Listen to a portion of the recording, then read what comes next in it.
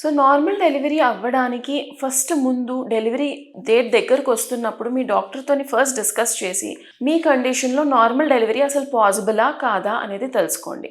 అంటే ఒక్కోసారి బేబీ అడ్డంగా ఉన్నప్పుడు, లేదా మాయ కిందికి ఉన్నప్పుడు, లేదా చాలా పొట్టిగా ఉన్నప్పుడు, ఇలాంటి కండిషన్స్లో నార్మల్ డెలివరీ అంత సులభం కాకపోవచ్చు. సో ఉన్న ఆప్షన్స్ ఏంటి అనే దాని గురించి డిస్కస్ చేసుకోండి. ముందే ఇది మనం అసెస్ చేసుకుంటే అరౌండ్ 37 వీక్స్ అంటే డెలివరీ డేట్కి ఒక 3 వారాల ముందే పెల్విక్ అసెస్మెంట్ అని చేస్తాం. అండ్ సో బేబీ కిందకి వస్తున్నప్పుడు ఆ దారి సరిగ్గా ఉందా లేదా చూడడానికి. సో ఇది చేయించుకుంటే మనకు ఒక గ్రాస్ ఐడియా ఉంటుందన్నమాట, ఎలా ముందు ఉండబోతుంది అనేది.